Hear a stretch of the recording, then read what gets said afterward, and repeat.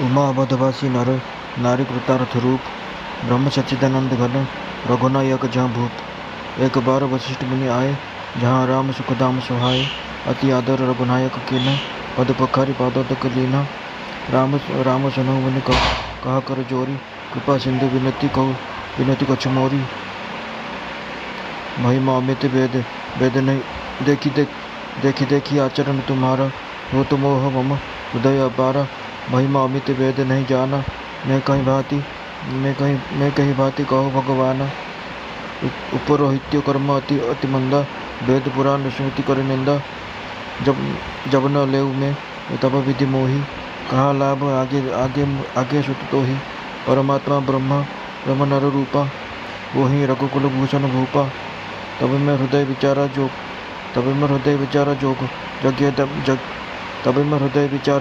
जोग जग्य व्रतदान। जो जा कहूँ करिय सो पर पहेऊ धर्म न ही समान। जप तप नियम जोग निज धर्म श्रुति संभव नाना शुभ कर्म।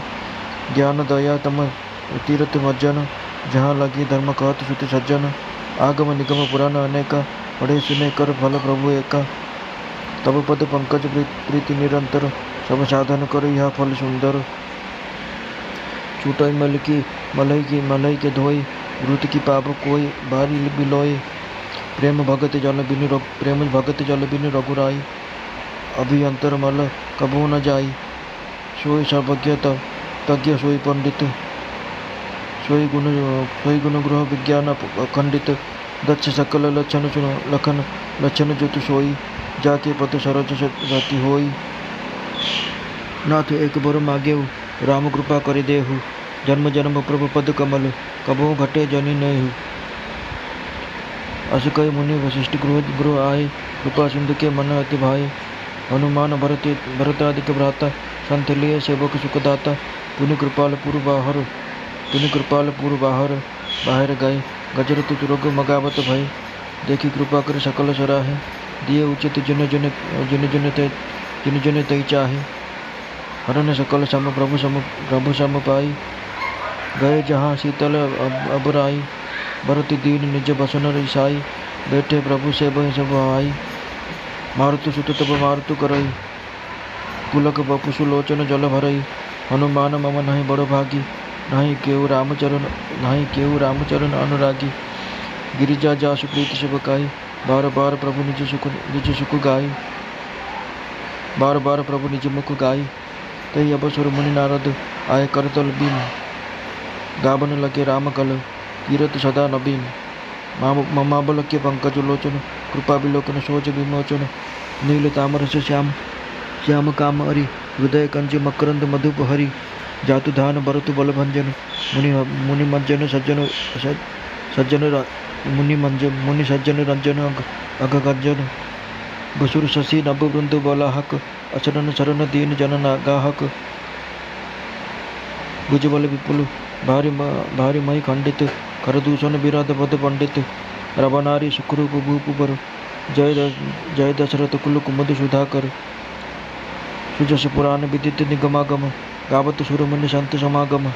कारुणिक बेल की मद खंडन सब विधि कुशल कौशल्या मंडन। कलिमल मथन राम ममता हन तुलसीदास प्रभु भाई प्रणत जन। प्रेम सहित मुनि नारद बरनि राम गुण ग्राम। सो सिंधु हृदय धरि गए जहाँ विधि धाम। गिरिजा सुनहु विशद यह कथा यह सब कही मोरी मति यथा। रामचरित शतकोटि अपार श्रुति शारदान बरने पार। राम अनंत गुणानि जन्म कर्म अनंत नामानि। जल शिकर मही रजगनि जाहि रघुपति चरित न बरन सिराहि। विमल कथा हरिपद दायनि भगति होई सुनि अन्न पायनि। उमा कहो सब कथा सुनाई जो भूषुंडी भगवती सुनाई। कच्छुक राम गुण कहो बखानी अब का कहो सो कहो भवानी। सुनि सब कथा उमा हर्षानी बोली अति विनित मृदुवानी। धन्य में धन्य पुरारी सुनयु राम गुण भव भय हारी। तुम्हारी कृपा यतन अब कृत्य न मोह। जानेउ राम प्रताप प्रभु चिदानंद संदोह। नाथ नभ तबानन शशि श्रवतु कथा सुधा रघुवीर शबन पुटनीय मन पान करी नहीं अज्ञात मति धीर।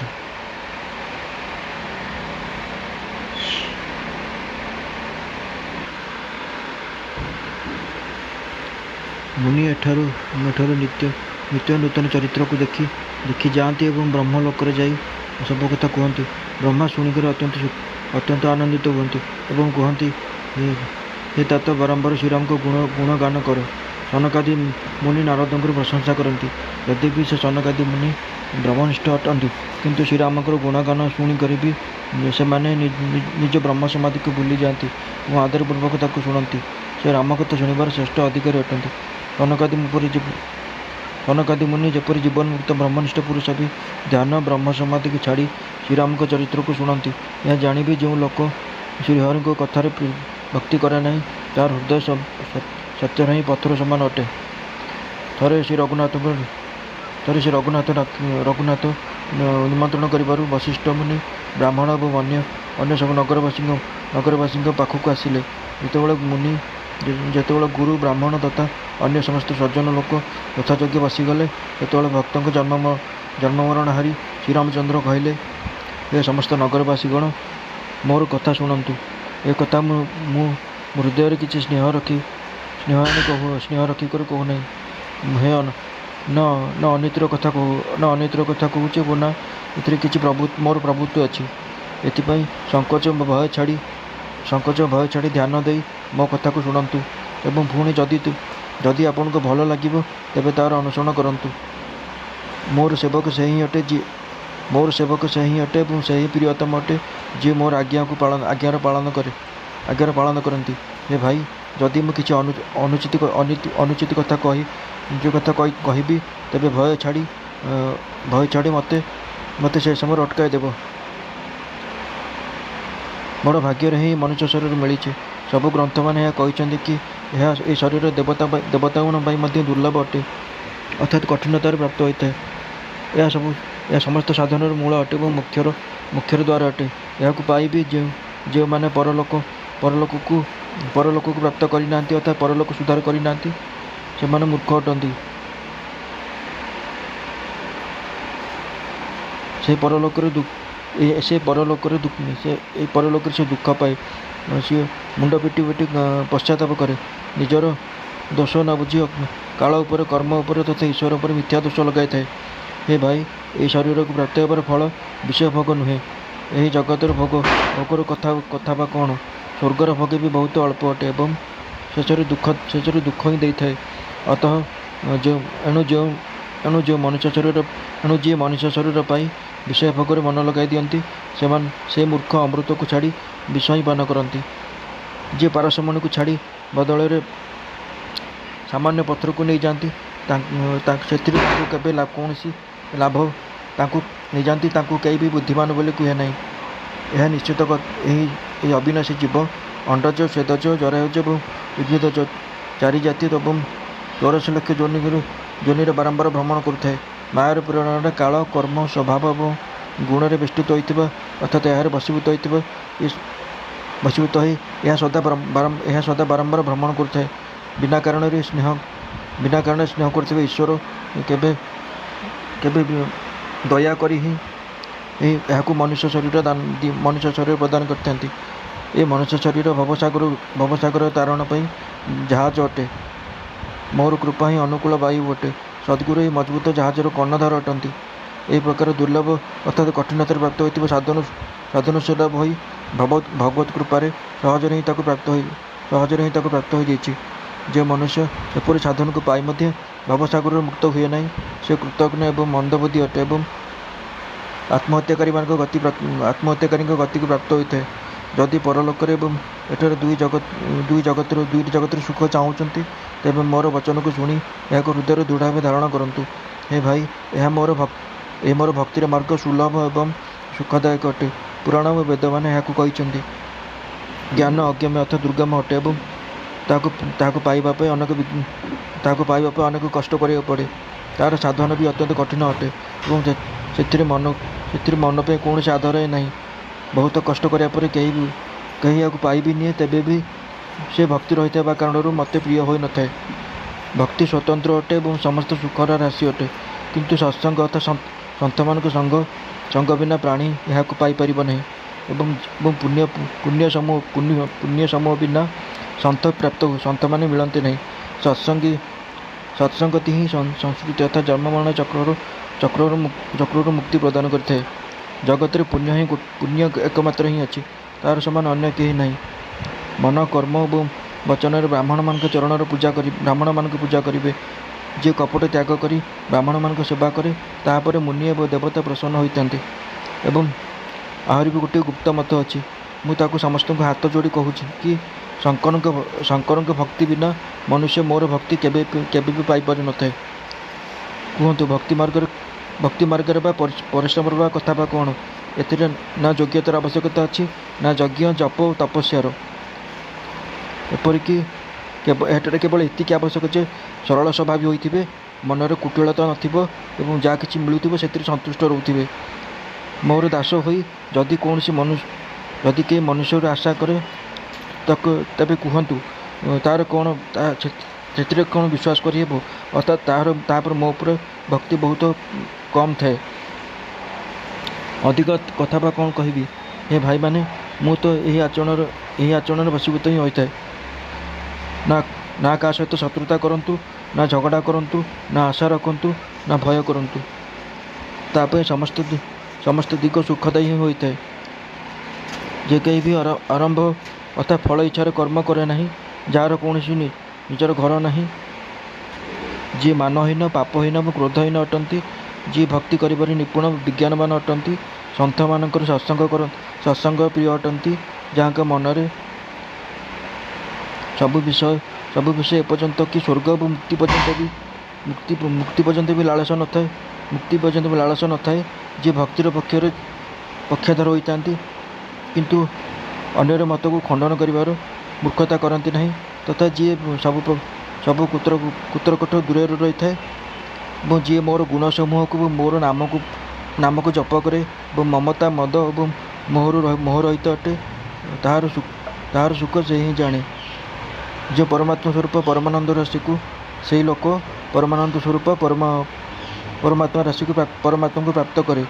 श्रीराम को अमृत समान वचन को शुणी समस्त कृपाधाम चरण को धरी नेले और कहले, हे कृपा निधान, आपण आमर माता पिता गुरु भाई और सबकि अटंती और प्राण ठारे भी अधिक प्रिय अटंती। एवं शरणागत दुःखहारी रामचंद्र आपण ही आमर शरीर धन घर द्वार समस्त प्रकार हितकारी अटंती।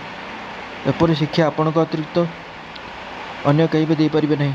माता पिता हितैषी अटंती शिक्षा भी दियंती, किंतु सेमाने भी स्वार्थपूर्ण अटंती। एपरी परम हितकारी शिक्षा से देपारे नहीं। हे असुर मान शत्रु जगत बिना कारण बिना स्वार्थ उपकार करते दिज अच्छी, जड़े आपण और अन्य जड़े आपण सेवक। ता व्यतीत अन्य मैंने समस्ते स्वार्थर मित्र अटंती। प्रभु आपण स्वप्न भी परमात्मार गर्व नहीं। समस्त प्रेमर से पूर्ण से कथा को शुणी श्री रघुनाथ आनंदित हेले। पुणी आज्ञा पाई समस्ते प्रभु सहित कथबार्ता करी निज निज घर को चलीगले। शिव कहले, हे उमा, अयोध्या रोता पुरुष और स्त्री समस्त कृतार्थ स्वरूप अटंती, जो स्वयं सचेतन स्वरूप ब्रह्म श्री रघुनाथ राजा अटंती।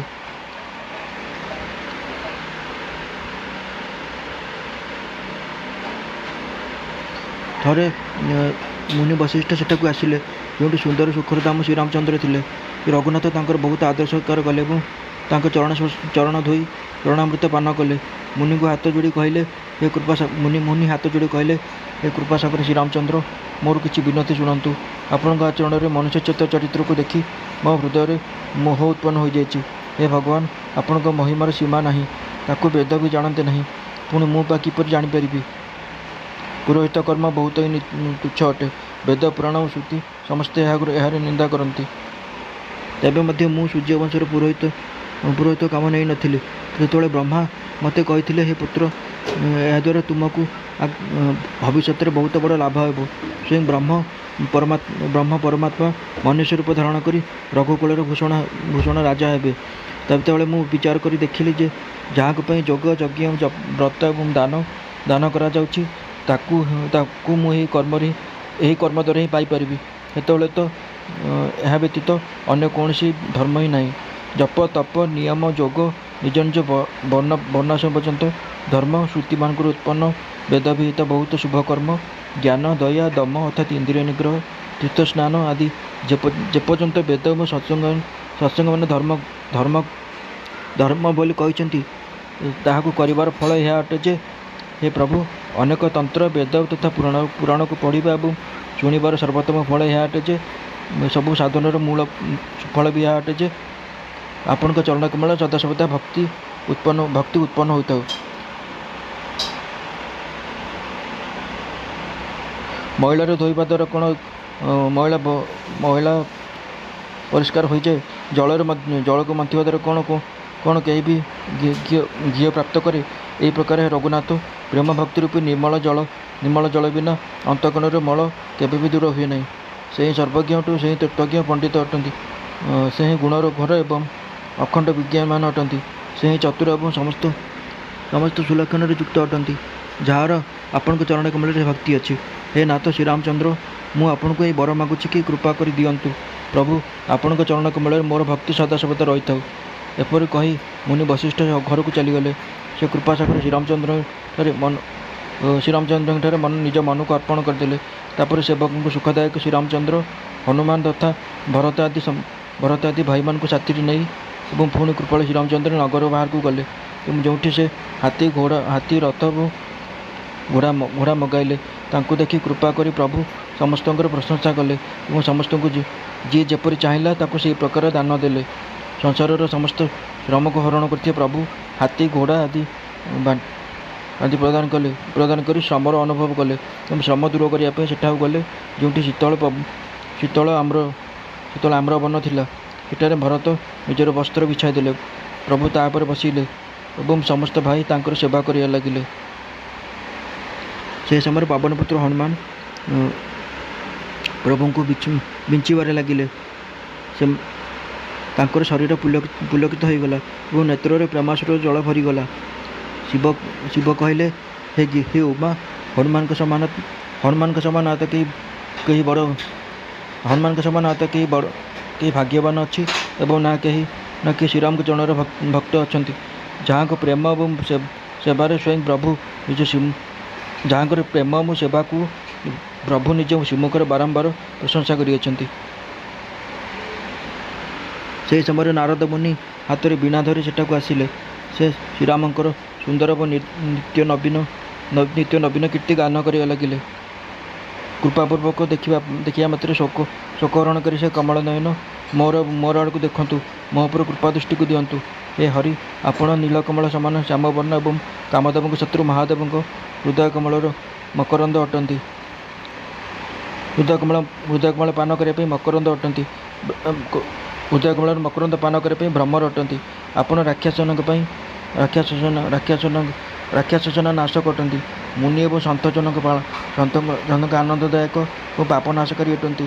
ବ୍ରାହ୍ମଣ ରୂପୀ କ୍ଷେତ ପାଇଁ ଆପଣ ନୂତନ ମେଘ ସମୂହ ଅଟନ୍ତି ଏବଂ ଶରଣାଗତଙ୍କ ଶରଣଦାୟକ ତଥା ଦୀନଜନଙ୍କୁ ନିଜ ହୃଦୟରେ ଗ୍ରହଣ କରନ୍ତି। ଆପଣ ବାହୁବଳରେ ପୃଥିବୀର ସମସ୍ତ ବୋଝକୁ ନଷ୍ଟ କରନ୍ତି ଏବଂ ଖର ଦୂଷଣ ଏବଂ ବିରୋଧକୁ ବଧ କରିବାର କୁଶଳ, ରାବଣର ଶତ୍ରୁ, ଆନନ୍ଦ ସ୍ୱରୂପ, ରାଜା ମଧ୍ୟରେ ଶ୍ରେଷ୍ଠ ଏବଂ ଦଶରଥଙ୍କର କୁଳରୂପୀ କୁମୁଦ ପାଇଁ ଚନ୍ଦ୍ରମା ସ୍ୱରୂପ ଶ୍ରୀରାମଚନ୍ଦ୍ର, ଆପଣଙ୍କର ଜୟ ହେଉ।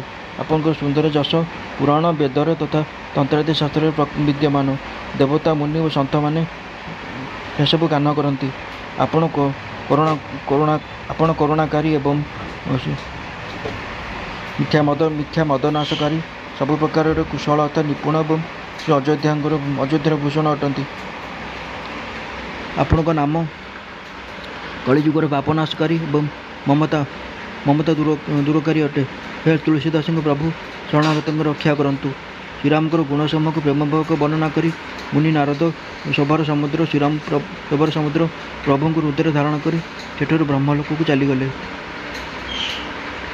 ଶିବ କହିଲେ, ହେ ଗିରିଜା ଶୁଣ, ମୁଁ ଏହି ଉତ୍ତମ ଉଜ୍ଜ୍ୱଳ କଥା ଯାହାକୁ ଯେତିକି ମୋର ବୁଦ୍ଧି ଥିଲା ସେହି ଅନୁସାରେ ସବୁ କଥା କହିଲି। ଶ୍ରୀରାମଙ୍କ ଚରିତ୍ର ଅପାର ଅଟେ, ଏହାକୁ ଶ୍ରୁତି ଏବଂ ଶାରଦା ବି ବର୍ଣ୍ଣନା କରିପାରିବେ ନାହିଁ। ଭଗବାନ ଶ୍ରୀରାମ ଅନନ୍ତ ଅଟନ୍ତି, ତାଙ୍କର ଗୁଣ ଅନନ୍ତ ଅଟେ, ଜନ୍ମ କର୍ମ ଏବଂ ନାମ ବି ଅନନ୍ତ ଅଟେ। ଜଳର ବୁନ୍ଦା ଏବଂ ପୃଥିବୀର ରଜ କଣ ଚାହିଁଲେ ଆପଣ ଗଣିପାରନ୍ତି, କିନ୍ତୁ ଶ୍ରୀ ରଘୁନାଥଙ୍କ ଚରିତ୍ର ବର୍ଣ୍ଣନା କରିବାରେ କେହି ବି ସମର୍ଥ ନୁହନ୍ତି। ଏହି ପବିତ୍ର କଥା ଭଗବାନଙ୍କ ପରମପଦଦାୟକ ଅଟେ। ଏହାକୁ ଶୁଣିବା ଦ୍ୱାରା ଅବିଚଳ ଭକ୍ତି ପ୍ରାପ୍ତ ହୋଇଥାଏ। ହେ ଉମା, ମୁଁ ଏସବୁ ସୁନ୍ଦର କଥା କହିଲି ଯାହା କାକଭୂଷଣଟି ଗରୁଡ଼ଙ୍କୁ କହିଥିଲେ। ମୁଁ ଶ୍ରୀରାମଚନ୍ଦ୍ରଙ୍କର ଅଳ୍ପ କିଛି ଗୁଣ ମାତ୍ର ବର୍ଣ୍ଣନା କରିଛି। ହେ ଭବାନୀ, ଏବେ କୁହ, ଏବେ ଆଉ କ'ଣ କହିବି? ଶ୍ରୀରାମଚନ୍ଦ୍ରଙ୍କର ମଙ୍ଗଳମୟ କଥା ଶୁଣି ପାର୍ବତୀ ଆନନ୍ଦିତ ହେଲେ ଏବଂ ଅତ୍ୟନ୍ତ ବିନମ୍ର ତଥା କୋମଳ ବାଣୀରେ କହିଲେ, ହେ ତ୍ରିପୁରାରୀ, ମୁଁ ଧନ୍ୟ ଅଟେ ଯାହା ମୁଁ ଜନ୍ମ ମରଣ ଭୟ ହାରି ଶ୍ରୀରାମଙ୍କର ପବିତ୍ର ଚରିତ୍ରକୁ ଶୁଣିଲି। ହେ କୃପାଧାମ, ଏବେ ଆପଣଙ୍କ କୃପାରୁ ମୁଁ କୃତ୍ୟ ହୋଇଗଲି। ଏବେ ମୋଠାରେ ମୋହର ଲେଶ ମାତ୍ର ନାହିଁ।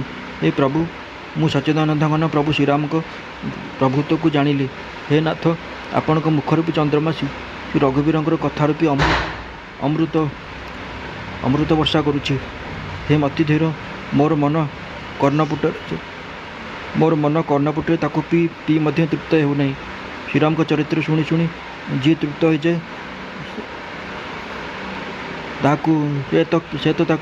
ସେ ତ ସେହି ବିଶେଷ ରସକୁ ପାଇପାରେ ନାହିଁ, ସେ ବିଶେଷକୁ ଜାଣିବେ ନାହିଁ।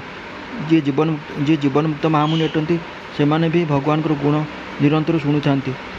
ଯିଏ ସଂସାର ରୂପେ ସାଗର ପାର କରିବାକୁ ଚାହୁଁଛି, ତା ପାଇଁ ତ ଶ୍ରୀରାମଙ୍କର କଥା ଦୃଢ଼ ନୌକା ସମାନ ଅଟେ। ଶ୍ରୀରାମଙ୍କ ଗୁଣ ସମୂହ ତ ବିଷୟୀ ଲୋକଙ୍କ ପାଇଁ ବି କର୍ଣ୍ଣରୁ ସୁଖଦାୟକ ଏବଂ ମନକୁ ଆନନ୍ଦ ଦେଇଥାଏ। ଜଗତରେ କର୍ଣ୍ଣଧାରକ ଏହିପରି କିଏ ଅଛି ଯେ ରଘୁନାଥଙ୍କ ଚରିତ୍ରକୁ ନ ଶୁଣିଥିବ?